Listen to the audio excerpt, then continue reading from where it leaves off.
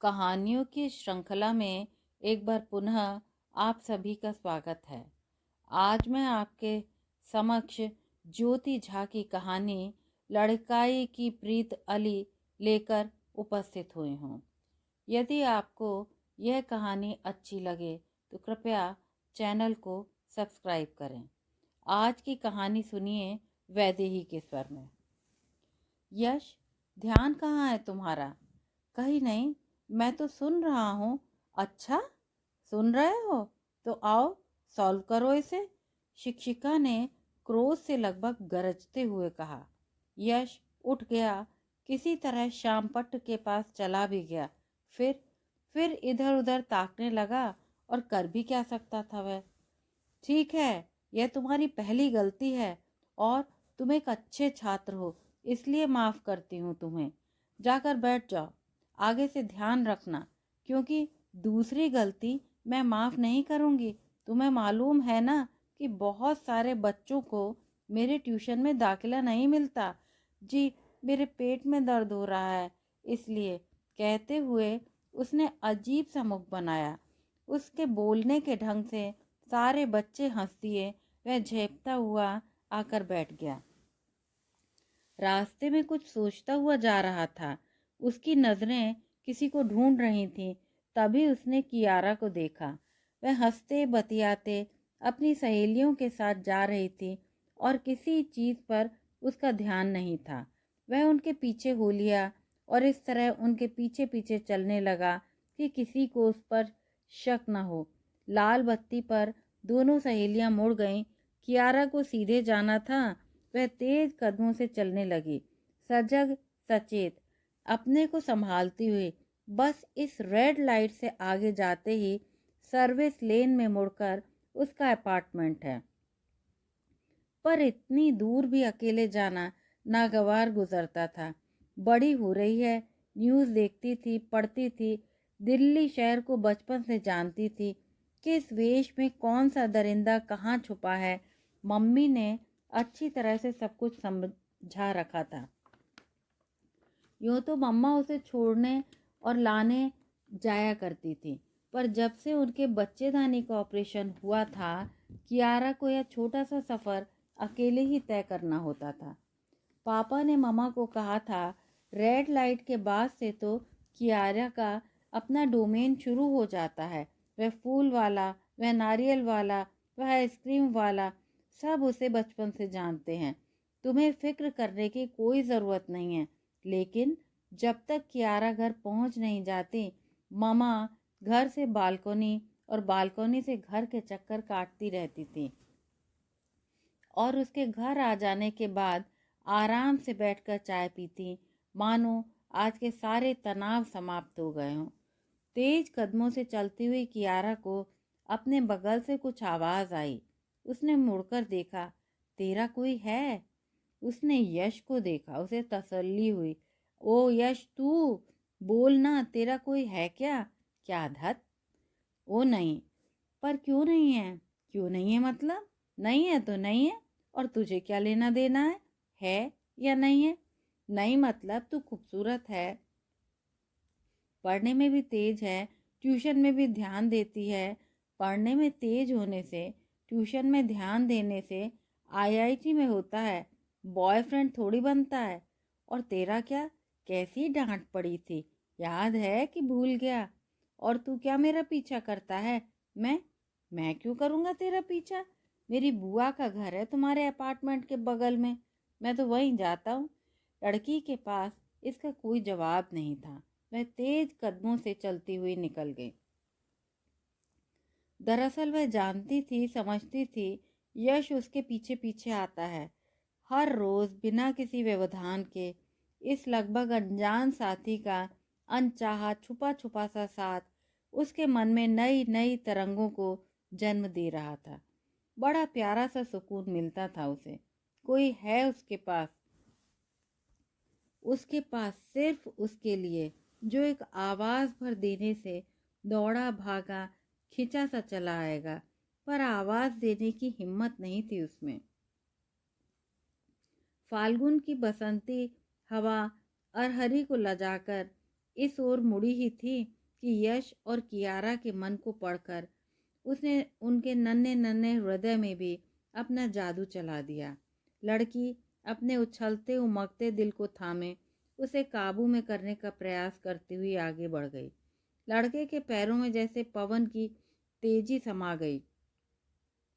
लड़की के ओझल होते ही वह अपने घर की ओर मुड़ गया और गीत गाता गुनगुनाता अपने घर को चला गया। लड़का और लड़की दोनों हमउम्र ही थे। लगभग 16 या 17 वर्ष उनकी आयु होगी। दोनों दिल्ली के द्वारका में रहते थे। लड़की माउंट कार्मल स्कूल में पढ़ती थी और लड़का दिल्ली पब्लिक स्कूल में पढ़ता था। लड़के के पिता सौरभ शुक्ला नामी सर्जन हैं, माँ भी डॉक्टर हैं, पर बेटे के कारण सिर्फ प्रैक्टिस करती हैं, वह भी अपने समय के हिसाब से। घर में पैसों की बाढ़ है, फिर अकेला लड़का, बड़े लाड़ प्यार से पला है यह यश। स्नेहा खुद स्त्री विशेषज्ञ है और उसे पहले से पता था कि उसके शरीर में जो खोट है उसके कारण एक ही बच्चा हो जाए स्वस्थ तो बहुत बड़ी बात है। सो एक स्वस्थ बच्चे को पाकर उसका दिल खुशी से झूम उठा था। दूसरे बच्चे के लिए कई बार उसका दिल मचला था, पर उसने अपने आप को संभाल लिया था। यश के दादा दादी दिल्ली में रहते थे, पर वे कभी साथ नहीं रहे। वे उम्र से पुराने होते हुए भी जरा नए ख्यालों के थे। उनका मानना था कि दूर रहने से संबंधों में मिठास बनी रहती है, पर विधाता ने कुछ और ही रच रखा था, जिससे मिठास कुछ ज़्यादा ही हो गई। जिन कारणों से परिवार में कलह क्लेश की शुरुआत होती है, उसे विधाता ने जड़ से ही उखाड़ दिया। यश के दादा यानी डॉक्टर विजय शुक्ला के एक बेटा सौरभ और एक बेटी शिखा हुई। बेटिया को उन्होंने बड़े लाड़ प्यार से पाला, डॉक्टर बनाया और उसके ही पसंद के लड़के शेखर के साथ बड़ी धूमधाम से शादी कर दी, पर बेटी के दुर्भाग्य को न बदल सके। शादी के कुछ ही वर्षों के बाद शेखर की तबीयत खराब रहने लगी। काफ़ी जांच के बाद पता चला कि उसे कैंसर है। पूरा परिवार शोक के सागर में डूब गया। ठीक इसी समय सौरभ की पत्नी स्नेहा ने यश को जन्म दिया। यश के आने की खुशी परिवार को इस सदमे से बाहर न निकाल सकी। स्नेहा ने कितना सोच रखा था, ऐसे पार्टी करूंगी वैसे पार्टी करूंगी, पर कुछ ना हो सका। जब यश 1 वर्ष का हुआ तब डॉक्टर विनय ने अपने घर पर छोटी सी पार्टी रखी। सभी लोगों के जाने के बाद उन्होंने शिखा से कहा, देखो बेटा, मैं जानता हूँ यह निर्णय आसान नहीं है, मगर एक बार सोच कर देखो, शेखर से भी बात कर लो। क्या पापा, तुम और शेखर मेरे पास आ जाओ रहने के लिए। शेखर के माता पिता को भी गांव से बुला लेंगे। हम चारों मिलकर शेखर का ध्यान रख लेंगे। शिखा को प्रस्ताव अच्छा लगा। घर गृहस्थी, अपनी नौकरी एवं बीमार पति को संभालना दिन पर दिन कठिन होगा, उसे मालूम था। यहाँ घर भी काफ़ी बड़ा है। पूरे 4 बेडरूम वाला फ्लैट है। ऊपर से नौकर के लिए अलग से कमरा। कम से कम घर के जंजाल की चिंता से दूर होकर वह अपनी नौकरी और पति का ध्यान अच्छे से रख सकेगी। फिर पापा की देखरेख में शेखर रहेगा। पर शेखर को मनाना आसान नहीं था। अपने छोटे से 2 कमरे के फ्लैट से उसे बड़ा लगाव था। वह अपनी बीमारी से अवगत था और डॉक्टर होने के कारण आने वाली समय की दिक्कतों को भी समझ रहा था। वैसे भी अपने कमज़ोर होते शरीर को रोगी से ज़्यादा और कौन समझ सकता है। वह यह भी समझ रहा था कि यह बोझ शिखा अकेले नहीं संभाल पाएगी, पर उसकी ज़िंदगी, उसकी चाहत, उसकी ज़िंदगी के कुछ वर्ष बचे हैं। वह अपने ढंग से, अपने तरीके से जीना चाहता था। यह घर उसके लिए महज घर नहीं, उसके प्यार का, उसकी खुशी का आशियाना था, जिसे उसने बड़े चाव से, उत्साह से अपनी प्रियतमा के लिए उसके साथ मिलकर सजाया संवारा था।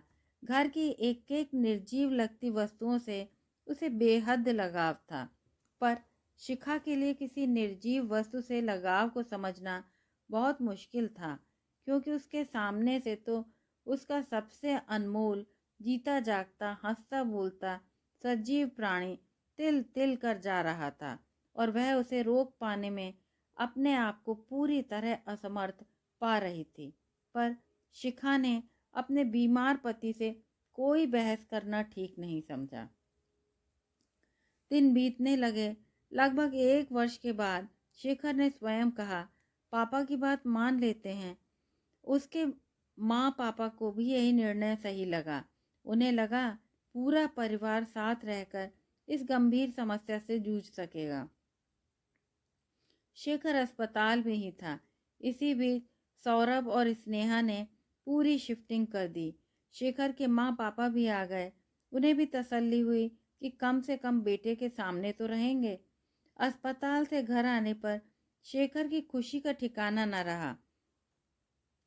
उसके प्यार का आशियाना बिना किसी छेड़छाड़ के ज्यों का त्यों इस घर में शिफ्ट कर दिया गया था। ड्राइंग रूम में उसका सोफा कम बेड, सजावट की सारी वस्तुएं, उसका एक्वेरियम, उसमें उसकी पालतू मछलियाँ, उसके घर के सारे पेंटिंग। वह अपने सोफे पर बैठने ही वाला था कि स्नेहा ने कहा, अभी नहीं, पहले अपना बेडरूम भी देख लो। बच्चे की तरह हुलसता हुआ शेखर स्नेहा के पीछे पीछे चला गया। अपने कमरे में घुसा। उसकी आंखें खुली की खुली रह गईं। उसे लगा वह अपने साकेत वाले घर में अपने कमरे में है, बिल्कुल वैसे का वैसा। पलंग पर बैठते हुए उसने भाव विभोर होकर स्नेहा का हाथ पकड़ लिया। थैंक यू दीदी, आज से मैं आपको भाभी नहीं दीदी कहूँगा। बीमारी के दम घुटते परिवेश में भी बातचीत होने लगी, हास परिहास होने लगा। खासकर स्नेहा और यश के आने पर घर घर लगने लगता। बच्चे के रोने मचलने से बड़ों का दिल बहलने लगा। शेखर को भी दिन बिताना पहाड़ नहीं लगता था। इसके अलावा शिखा के पापा जाने माने ऑन्कोलॉजिस्ट थे। शिखा ने भी राहत की सांस ली। उसकी जिम्मेदारी काफ़ी कम हो गई। धीरे धीरे यश शेखर के अत्यंत करीब आ गया। स्नेहा एवं सौरभ हर वीकेंड पर यहीं रहने लगे। शेखर की मम्मा भी अब रात दिन रोती नहीं थी, मानो सबने ईश्वर के इस क्रूरतम फैसले को बेमन से ही लेकिन स्वीकार कर लिया हो। सभी लोगों की बस एक ही कोशिश थी, शेखर जितना हो सके खुश रहे एवं उसे कम से कम तकलीफ हो। तो सबने अपना अपना कार्यभार संभाल लिया। मगर शेखर को सबसे ज़्यादा खुशी देता था यश का साथ। उसकी बाल सुलभ चेष्टाएं शेखर को इस माहौल से एकदम अलग थलग कर ले जाती। एक दिन शेखर ने शिखा से कहा, जब यश मेरे पास होता है तो मैं सब कुछ भूल जाता हूँ। सब कुछ यानी मुझे भी? शोक अदाओं में कहा था शिखा ने। एक लाचार सी हंसी हंसते हुए कहा था उसने, तुम्हारा सेंस ऑफ ह्यूमर बहुत ही लाजवाब है। स्नेहा को यह बात मालूम हुई। वह यश को लेकर रोज आने लगी। वे लोग अक्सर रात को भी रुकने लगे। शेखर और यश ने अपनी एक अलग दुनिया बना ली। यश के साथ बिल्कुल बच्चा बन जाता था शेखर। यश के बड़े होने के साथ साथ उनके खेल बदलते गए, पर साथ जो का त्यों बना रहा। लेकिन अनहोनी तो होनी ही थी, सो हो गई। शेखर के माता पिता गांव लौट गए अपने बड़े बेटे के पास। यश के दादा ने बहुत कोशिश की कि बेटी का घर दोबारा बस जाए,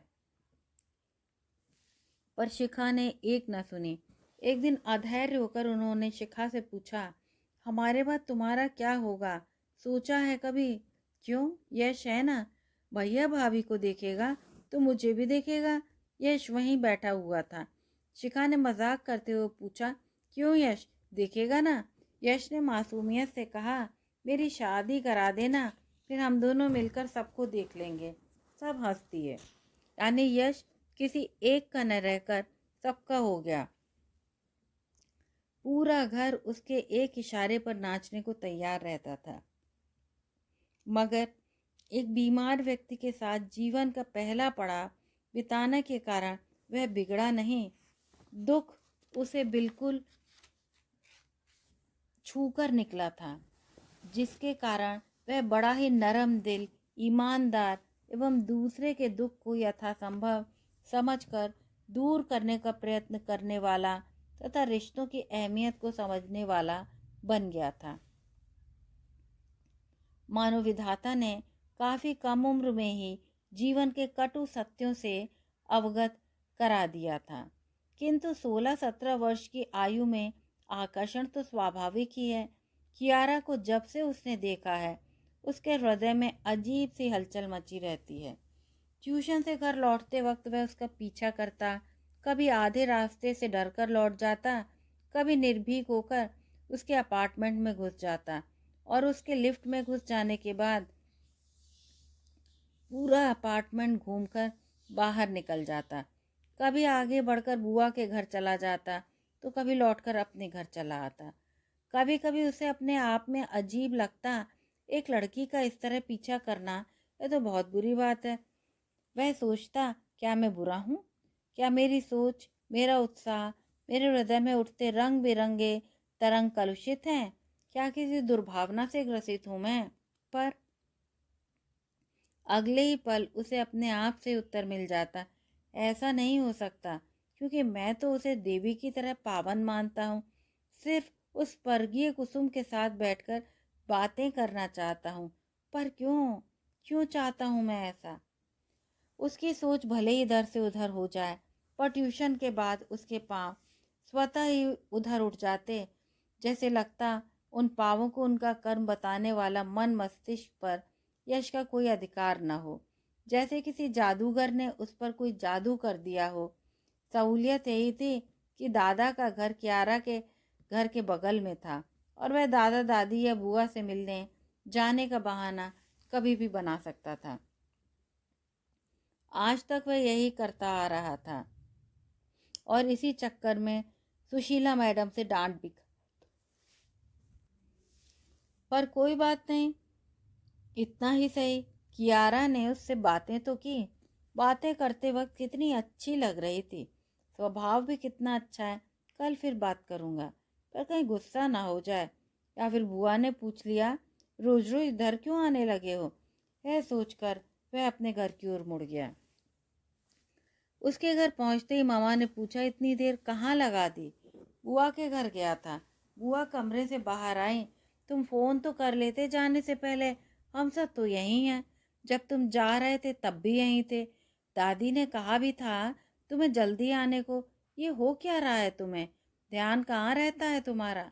बिना उत्तर दिए वह अपने कमरे में चला गया, मानो उन सब चीज़ों का उस पर कोई असर ही नहीं होता है। दूसरे दिन यश फिर गया, उससे बातें की और जान गया कि कियारा को भी उससे बातें करना अच्छा लगता है। बस फिर क्या था, यश और कियारा अब रोज साथ साथ लौटने लगे। धीरे धीरे कियारा की सहेलियों ने उसका साथ छोड़ दिया, या यूं कहे कियारा को सहेलियों के साथ में अब पहले वाला आनंद नहीं आता। इस थोड़े समय को वह दोस्तों के साथ कैसे बांट ले, सो उसने उन्हें छोड़कर यश का हाथ पकड़ लिया। बस घर से ट्यूशन और ट्यूशन से घर, इतनी ही देर का साथ था दोनों का। पर वे खूब धीरे धीरे चलते और बातें करते। दोनों शाम का इंतज़ार करते। यश अब लेने भी आने लगा था। वह अपने घर से निकलकर ऑटो ले लेता और कियारा के घर के पास उतर जाता, फिर कियारा के साथ ट्यूशन जाता। लौटते वक्त भी वो यही करता था, कियारा को घर छोड़ता और जल्दी पहुंचने के लिए ऑटो या ई रिक्शा ले लेता एवं अपने घर से थोड़ी दूर पहले उतर जाता। दिन महीने बीतते गए। कुछ महीनों के बाद वे फोन पर भी बातें करने लगे। उनके बदलते रिश्तों के बारे में दोनों के दोस्तों को भी मालूम हो गया। 2 वर्ष देखते देखते बीत गए और उनकी परीक्षाएं समाप्त हो गईं। ट्यूशन का क्रम टूट गया। कियारा डॉक्टर बनना चाहती थी और यश इंजीनियरिंग करके मैनेजमेंट करना चाहता था। यश की मामा ने यूँ तो कुछ कहा नहीं था, पर यश को लगता कि वे भी यही चाहती हैं। दादा एवं पापा को क्लिनिक की चिंता थी। अभी काफ़ी लोग थे, पर बाद में क्या होगा सोच सोच कर परेशान रहते थे। पर उन्होंने अपनी इच्छा कभी यश पर थोपने की कोशिश नहीं की। बुआ को भी मम्मी की तरह ही यही लगता कि इन बीमारी और बीमारी के जंजाल से यह जितना दूर रहे उतना ही अच्छा है। अतः यश के घर में तो कोई दिक्कत ही नहीं थी, पर कियारा ने रो रो कर बुरा हाल कर लिया। जब से आईआईटी का रिजल्ट निकला था, यश का रैंक 60वां था, चाहे जहां दाखिला ले सकता था। मेडिकल एंट्रेंस भी दोनों ने दिया और कियारा को विश्वास था कि वहां भी दोनों को अच्छे रैंक मिलेंगे। पर यश माने तब ना, वह तो कुछ सुनना ही नहीं चाहता। वह तो बस चाहता था किसी तरह कियारा उसकी बात मान ले और इंजीनियरिंग कर ले। उसका रैंक 194 था। यश ने तो यहाँ तक कहा कि जहाँ कियारा को एडमिशन मिलेगा वहीं वह भी एडमिशन ले लेगा, मम्मा पापा को भी मना लेगा। इससे ज़्यादा वह क्या करे। पर कियारा तब सुने तब ना, वह तो जिद पर अड़ गई थी। यश को अपने फूफा की याद आई। काश इस वक्त वे होते यश के साथ। कितना समझते थे वे उसे। उसके उम्र तक पहुंचकर उसकी समस्याओं को कितनी आसानी से सुलझा देते थे। फूफा के बारे में याद आते ही उसे अपने बहते हुए अश्रुओं का ज्ञान नहीं होता था। थोड़ा रो लेने के बाद उसका मन हल्का हो गया। उसने सोचा आज वह कियारा से अंतिम फैसला लेने को कहेगा, जो कि तर्कसंगत भी है। अगर दोनों एक दूसरे की बात नहीं समझ सकते तो दोनों को अलग हो जाना चाहिए। इसमें कोई दिक्कत नहीं थी कि कियारा मेडिकल करे और वह इंजीनियरिंग करे। पर कियारा का रोना 5 वर्ष कैसे हम अलग रहेंगे, ये तो बच्चों वाली बात है ना। पढ़ाई तो करनी पड़ेगी ना। और अब वह मेरी बात नहीं मान सकती तो मैं क्यों उसकी बात मानूं। मेरी भी जिंदगी अपनी ही है। शाम को सेक्टर 12 के कॉफ़ी हाउस में बैठे थे दोनों आमने सामने। वे अकेले नहीं थे, सोनाक्षी और रोहित भी थे। दोनों अपने अपने घरों से अपने दोस्तों के साथ निकल गए थे ताकि किसी को पता न चले। यूँ तो कियारा ने एक दिन अपनी परेशान मम्मा को बता दिया था, मम्मा तुम परेशान मत हो, मेरा एक दोस्त रहता है मेरे साथ ट्यूशन जाते वक्त भी और लौटते वक्त भी। उसे लगा था मम्मा को तसल्ली मिल जाएगी, पर मम्मा तो और बेचैन हो गई। प्रश्नों की झड़ी लगा दी। कौन है, क्या है, कहाँ रहता है, तुम और कहीं तो नहीं मिलते हो, और पता नहीं क्या क्या। कियारा को लगा कि वह अपना सर पीट ले। उसने बात को समाप्त करते हुए कहा था, ऐसी कोई बात थी भी नहीं, बगल वाले अपार्टमेंट में रहता है, समय एक है, जाना एक जगह है, बस इतना ही। तुम तो बेमतलब की बात का बतंगड़ बना रही हो। थोड़ी देर सभी चुप बैठे रहे। फिर कियारा ने ही बात आरंभ की। मेरी मामा और पापा दोनों ही शिक्षक हैं और उनका एकमात्र सपना अपनी इकलौती बेटी को डॉक्टर बनाने का है। तो क्या मैं उनके सपना तोड़ दूं? कैसे? और यश उसका सपना? उसका क्या? रोहित ने कहा। उसका क्या? वह तो जिंदगी भर कुछ न भी करे तो भी क्या? सोनाक्षी थी, इसकी तो एक दादी को छोड़कर सब इसी के लिए कमा रहे हैं, रखने की भी जगह नहीं है। रोहित ने कहा। कहा ये तो सही है, मगर हम क्या लोगों को सिर्फ पैसे के लिए ही पढ़ाई किया करते हैं? और अगर तुम्हारा यश शादी करने का प्लान पक्का बनाता है तो हम तो तुम्हारे लिए भी यही कह सकते हैं, फिर छोड़ दो पढ़ाई और कर लो शादी। फिर जरा मुस्कुराते हुए कहा उसने, हम तो यह भी कह सकते हैं कि तुमने यश की दौलत को देखकर और सभी ही हो करके हंसने लगे। उनकी हंसी में ईर्ष्या, द्वेष या व्यंग लेश मात्र भी नहीं था। किशोरावस्था की बेपरवाह उन्मुक्त हंसी थी। सोनाक्षी ने मुंह बनाते हुए कहा, काश मैं यश के ट्यूशन में गई होती तो क्या पता, हु नोज। कियारा ने बात का रुख बदलते देखकर कहा, मैं ज़्यादा देर रुक नहीं सकती। आजकल मम्मा को जरा सी बात पर शक होता है। तुम दोनों बता क्यों नहीं देते अपने पेरेंट्स को? अभी तो वे तुमसे काफ़ी खुश होंगे। रोहित था, नहीं नहीं मैं तो नहीं बताऊंगी। और अभी तो मेडिकल का रिजल्ट भी नहीं निकला। तुम्हें क्या, तुम्हारा तो हो ही जाएगा ना। और यश का क्या? वह तो किसी भी प्राइवेट कॉलेज में पढ़ सकता है। सोनाक्षी थी। कियारा ने रूठते हुए कहा, नहीं नहीं, हम एक ही कॉलेज में पढ़ेंगे। तो चलो ले लो एडमिशन आईआईटी में, यश ने कहा। बातचीत का सिलसिला लंबा चला जाता, पर समस्या और उलझती गई। दोनों जिद पर अड़े थे। जब यश घर पहुंचा तो रात के 8 बजे थे। मम्मा क्लिनिक में थी, पापा किसी काम से इंदौर गए थे। बुआ ड्राइंग रूम में ही बैठी थी, निरुद्देश, अकेली, उदास। उन्हें ऐसे देखकर यश डर गया। उसे लगा कोई बात हुई है, क्योंकि यश को देखकर भी उन्होंने कुछ नहीं पूछा। क्या हुआ बुआ? अरे तू आ गया, बात को घुमाओ नहीं। मैंने देखा था तुम आंसू पोंछ रही थी। सब ठीक है ना? हाँ रे, सब ठीक है। फिर मेरा एक मरीज था क्लिनिक में, बहुत दिनों से बीमार था। आज उसकी मृत्यु हो गई। घर वालों का कोहराम देखकर मन खराब हो गया। यश ने कपड़े बदले, बुआ के लिए चाय बनाई, चाय देकर बगल में बैठ गया। पीकर बताओ कैसी बनी है? मैंने बनाई है। अरे पिंकी को कह देते। कहने को तो कह दिया, पर वे खुश हुई और पूछा, कैसी रही तुम्हारी पार्टी? यश को सब कुछ याद आ गया। उसने उदास स्वर में कहा, काश आज फूफा जी होते। क्या हुआ बेटा, तो उदास लग रहा है? बुआ मैं डॉक्टर नहीं बनूंगा। जब घर में इतने सारे डॉक्टरों के होते हुए तुम लोग एक व्यक्ति को नहीं बचा सके, तो मैं क्यों बनूं डॉक्टर? दोनों अपने अपने शोक में डूब गए। अश्रुपूरित आंखों को छिपाने के लिए यश ने टेलीविजन चला लिया। 3 वर्ष बीत गए। आईआईटी कानपुर में अच्छे रैंक लाना आसान नहीं, पर यश ने जी जान से मेहनत की एवं अव्वल रैंक लाता रहा। किंतु चौथे वर्ष उसका पढ़ाई से मन उचट गया। दरअसल 3 वर्ष तक एक जुनून था अपने को साबित करने का।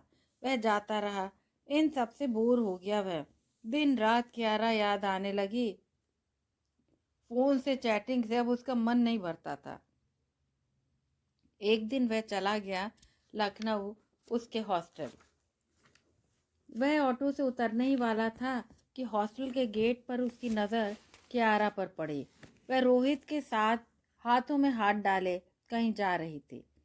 यश ने ऑटो वाले को पैसे दिए और इस तरह लोगों के पीछे खड़ा हो गया कि उनकी नज़र यश पर न पड़े। वे लोग एक ऑटो पर बैठने लगे। यश वाला ऑटो के साथ खड़ा था और पैसेंजर की प्रतीक्षा कर रहा था। वह जल्दी से बैठ गया और ऑटो का पीछा करने के लिए कहा। थोड़ी दूर जाने पर पता नहीं किस मोड़ पर मुड़ गए।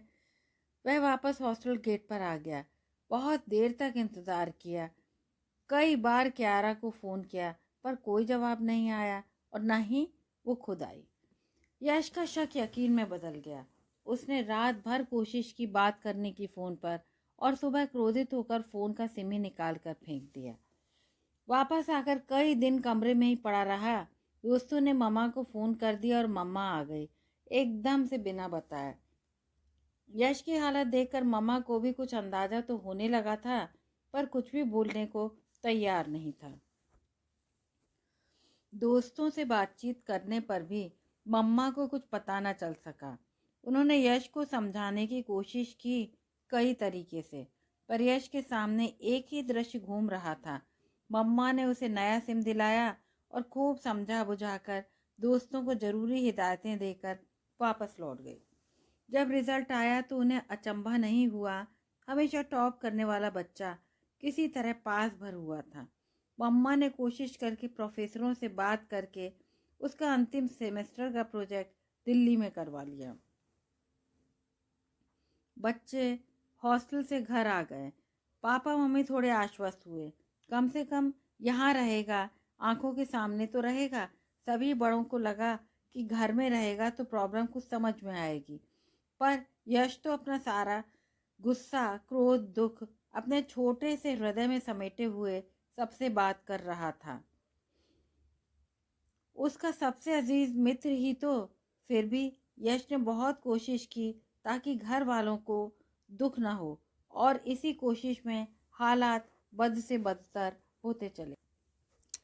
बड़ों की सारी कोशिशें नाकामयाब रहीं और यश की हालत सुधरने के बजाय बिगड़ने लगी।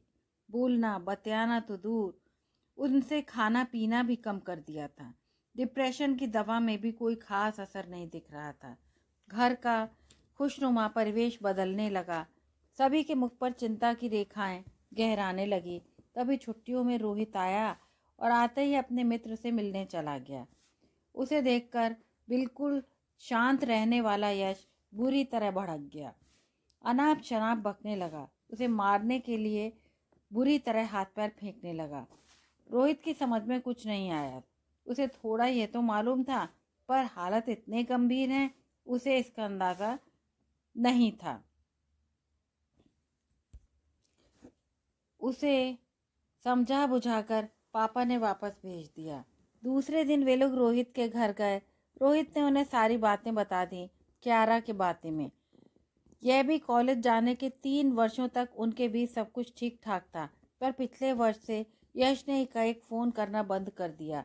कियारा ने कितनी कोशिश की थी, पर वह जब कानपुर भी चली गई थी। फिर क्या हुआ? कानपुर में कुछ पता है तुम्हें? पापा ने कहा। वहाँ उसने आंटी को देखा यश के कमरे में, और वह डर कर वापस चली आई। वह तो हमसे बात भी नहीं कर सकती। पर क्यों? मम्मा थी, क्योंकि उसे लगता था कि मुझे यश के बारे में मालूम है और मैं उसे जानबूझकर नहीं बताता हूँ। जबकि बीमार होने के बाद से मेरी यश से कभी कोई बात ही नहीं हुई। मुझे तो आपसे ही उसके बारे में मालूम चला है थोड़ा बहुत, इसीलिए कल मैं मिलने चला आया। क्या तुमने अपनी और कियारा की कोई फ़ोटो यश को भेजी थी? पापा ने पूछा। नहीं। पर क्यों तो अंकल? वह इसलिए कि वह तुमसे बहुत क्रोधित है और वो किसी किसी मामले में उसकी तरफ से ना नहीं कर सकता। मम्मा ने पूछा, एक बात बताओ, तुम और कियारा कभी साथ साथ कहीं गए थे? कभी किसी काम से? हॉस्टल या बाहर? हॉस्टल में ही कहीं साथ साथ? रोहित ने याददाश्त पर जोर दिया और कहा, हाँ, एक बार उसके मामा जी लखनऊ आए थे और उनका एक्सीडेंट हो गया था। तब मैं कियारा को लेकर अस्पताल गया था, जहां उसके मामा को रखा गया था। उनकी हालत काफ़ी गंभीर थी। उन्हें आईसीयू में रखा गया था। हम रात भर उनके पास थे। सुबह उनकी मामी आ गई और हम वापस चले आए। मम्मी पापा को बात साफ होती नजर आई। वे घर गए। उन्होंने यश से बात करने की कोशिश की कियारा के बारे में। वह उसी तरह भड़क गया। उन्होंने यश के डॉक्टर को सारी बातें बताईं और सच सामने आ गया। सभी बातें साफ हो गई। यश को भी सच्चाई का पता चला। मम्मा और बुआ उसे कियारा के घर लेकर गए। यश ने कियारा से माफ़ी मांगी, पर कियारा ने साफ शब्दों में इनकार कर दिया।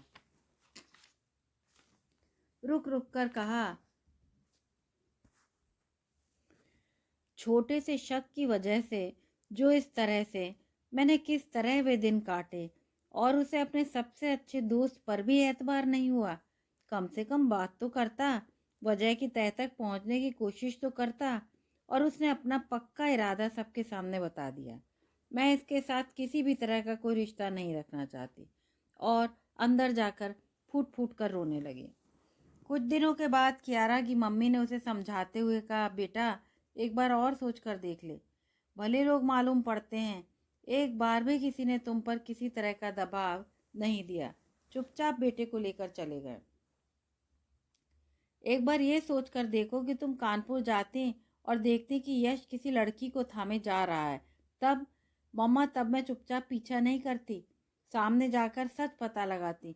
और अगर यश ने ऐसा किया होता तो मुझे कितनी सांत्वना मिलती। कितनी नर्वस थी मैं उस दिन। नहीं मम्मा, मैंने बहुत सोचा है। अब यह किस्सा ख़त्म समझो। मैं इस बारे में कोई बात ही नहीं करना चाहती। यश ने बहुत हाथ पैर जोड़े, अपनी गलती मानी, पर बात नहीं बनी और यश पूरी तरह टूटने लगा। उसकी बीमारी बढ़ने लगी। 1 वर्ष बीतते बीतते यश पूरी तरह रोगी बन गया। सारे दिन घर में यहाँ से वहाँ बेचैन घूमता, निरुद्देश्य, बिना किसी काम के समय बीतता गया। दवा के डोज बढ़ने लगे, पर सुधार की कोई आस दिखाई नहीं दी। घर में मातम सा रहने लगा। दादा दादी बुआ सभी इस घर में रहने लगे। फिर से साथ साथ दादा दादी हर वक्त यश के साथ साय की तरह रहते, हर वक्त चौकस, क्योंकि उसके डॉक्टर के हिसाब से वह कभी भी अपनी जान लेने की कोशिश कर सकता था। बाकी लोग अपने आप को काम में डुबा देने की कोशिश करते। यश के दादाजी अक्सर बीमार रहने लगे। 3 वर्ष बीत गए। यश के ठीक होने की उम्मीद जाती रही। दादाजी ने बिस्तर पकड़ लिया। यश के डॉक्टर दादाजी के पुराने दोस्त सुनील झा थे। सो बात छिपी रही। यश को क्लिनिक का डायरेक्टर बना दिया गया, और केवल नाम के लिए, ताकि सबका मुंह बंद हो सके। अड़ोसी पड़ोसी मिलने वालों की तादाद में काफ़ी कमी हो गई थी। शादी ब्याह नाते रिश्तेदार सभी से उन लोगों ने मुंह मोड़ लिया था। सभी का मानना था कि बहुत पैसा आ जाने की वजह से वे घमंडी हो गए हैं। यश की शादी की भी कोशिश की गई गांव के किसी गरीब घर की लड़की से, पर कहीं बात नहीं बनी, क्योंकि वे लोग सब कुछ सच सच बिना बताए शादी नहीं करवाना चाहते थे। डॉक्टर झा घर पर ही आकर यश को देख जाते, दवा लिख देते, हिदायतें दे देते। उसके बाद अपने मित्र के कमरे में जाते, बैठते, चाय नाश्ता करते एवं उन्हें ढांढस भी बंधा जाते। पर उस दिन उनके पास ढांढस देने के लिए शब्द नहीं थे। सो उन्होंने यश के पापा को क्लिनिक से बुलवा लिया और कहा दवा का डोज बढ़ाना पड़ेगा, क्योंकि लगता है कि यश अपनी याददाश्त भी खोता जा रहा है, जीने की लालसा भी। वह मुझे भी नहीं पहचानता है। पापा को यह बात मालूम थी। यश सिर्फ अपनी दादी एवं मम्मा को ही ठीक से पहचानता था। उन्होंने पूछा, लेकिन डोज बढ़ाने पर किडनी पर उसका असर पड़ेगा, तब तो दिक्कत और बढ़ जाएगी। बड़ी देर विचार विमर्श करने के बाद डॉक्टर दादाजी के कमरे में गए। मेडिकल कॉलेज में वे रूममेट थे। उनकी दोस्ती की मिसाल दी जाती थी। बड़े ही मस्त मौला थे दोनों। जब भी मिलते उनके ठहाकों की गूंज दूर तक सुनाई पड़ती थी। आज वहां बात करने को शब्द भी नहीं थे। तभी कॉल बेल बजी। ममा एक मरीज के साथ थी जब डॉक्टर झा का फोन आया था। उनसे निबटकर वे भागी भागी घर आईं। उनका मन बड़ा अशांत लग रहा था, जैसे कोई बुरी बात होने वाली हो। अंदर घुसते ही उन्होंने जोर से दरवाजा बंद कर लिया, मानो अपनी वेदना, अपनी खींच उस पर उतार रही हूँ। तभी फिर से घंटी बजी। हड़बड़ाकर उन्होंने दरवाजा खोला। सामने कियारा थी। उन्होंने बिना कुछ कहे जोर से दरवाजा बंद कर दिया, पर वह वहीं खड़ी रही। बाहर से आवाज आई, आंटी प्लीज एक बार मेरी बात सुन लीजिए। थोड़ा सा दरवाजा खोल स्नेहा ने और गरज कर कहा, तुम क्यों हमें जलाना चाहती हो? फिर एकाएक उनकी आवाज धीमी हो गई, बेटा प्लीज हम सबसे दूर रहो, बस इसी में सबकी भलाई है। आंटी मैं मिठाई लाई हूँ, आपसे आशीर्वाद मांगना चाहती हूँ। मेरे आशीर्वाद देने के हाथ तो तुमने छीन लिए हैं। तुम्हें आशीर्वाद क्या, श्राप भी नहीं दे सकती हूँ। दूर हो जाओ नजरों से। पर आंटी मैं तो हाँ तो कहो ना, जुबान लड़खड़ा क्यों रही है? इतना कुछ हो गया फिर भी तुझे चैन नहीं मिला? कर लो जो करना है। और भी बहुत आशीर्वचन कहे उन्होंने। पीछे कियारा के पापा खड़े थे। उनके धैर्य का बांध टूट गया। बहन जी, तब से आप बोलती ही जा रही हैं, एक बार इसकी बात भी सुन लीजिए। ठीक है, आप ही सुना दीजिए। ये कियारा आपके बेटे से शादी करना चाहती है, इसलिए मिठाई लेकर आई है, और यह अंगूठी भी। अब आप पर है, आप इसे स्वीकार करें या ठुकरा दें। बीता हुआ समय तो वापस नहीं आ सकता, मगर वर्तमान और भविष्य पर तो अपना। तभी यश के पापा पीछे आकर खड़े हो गए। क्या शोर है ये सब? कौन है ये लोग? कियारा के पापा कियारा का रिश्ता लेकर आए हैं, कहकर अजीब सी निगाहों से देखा स्नेहा ने अपने पति की ओर। क्या? उनका मुंह खुला का खुला रह गया। थोड़ा संभलने के बाद उन्होंने कहा, मेरा मुंह क्या देख रही हो? अंदर बुलाओ, बैठकर बात करेंगे। बैठने के बाद एक दूसरे से परिचय हुआ। घर के लोगों का परिचय देने के बाद स्नेहा ने कियारा को बताया कि डॉक्टर झा हैं, यश के डॉक्टर। मैं इनसे मिल चुकी हूँ। सभी संदेहास्पद दृष्टि से एक दूसरे को देखने लगे। डॉक्टर झा ने कियारा को कुछ इशारा किया, तब उसने बात बदलते हुए कहा, मैं अपने रिश्तेदार को लेकर इनके क्लिनिक गई थी। डॉक्टर झा को तसल्ली हुई। स्नेहा कियारा से बात करने को उद्धत थी, पर सौरभ ने कहा, मुझे कियारा से कुछ बात करनी है। सभी लोग चुप हो गए।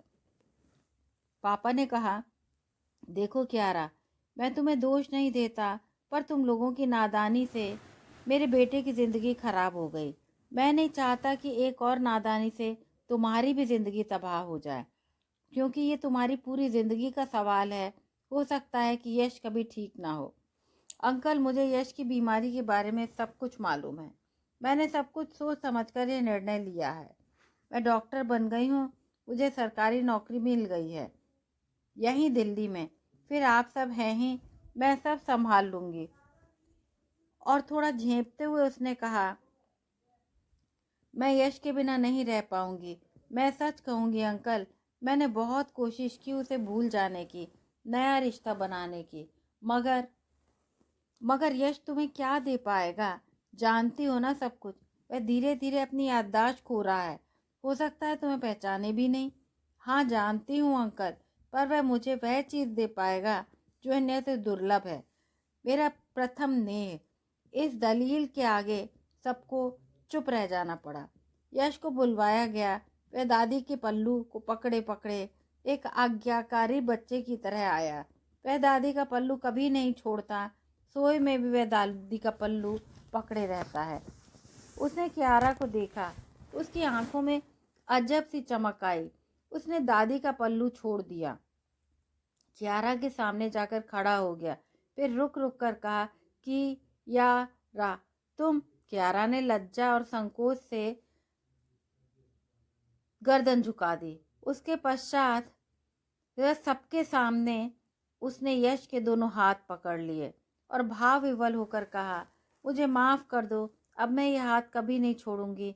तुम्हें छोड़कर कभी कहीं नहीं जाऊंगी, एकदम पक्का वाला वादा। सच? यश ने पूछा।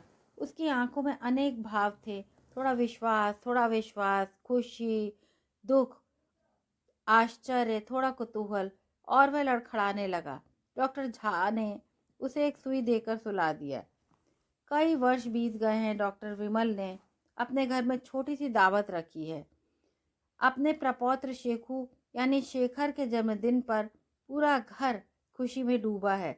सभी दावत की तैयारी में व्यस्त हैं और यश, वह कियारा से उलझ रहा है। कह रहा है, नव्या इतनी सुंदर है, उसे मैं दिल्ली में नहीं पढ़ाऊंगा, उसे विदेश भेज दूंगा पढ़ने के लिए। पर कियारा भी जिद पर अड़ी है। वह अपनी बेटी को अपने ही देश की मिट्टी में ही पालना चाहती है। और नव्या की नानी, जो शादी के कुछ वर्षों तक काफ़ी गुस्से में थी, अपनी किसी सहेली से कह रही थी, meet my son in law, इसने हार्वर्ड से मैनेजमेंट किया है। इस प्रकार यदि कहानी आपको अच्छी लगी हो तो कृपया चैनल को लाइक, शेयर और सब्सक्राइब अवश्य करें। धन्यवाद।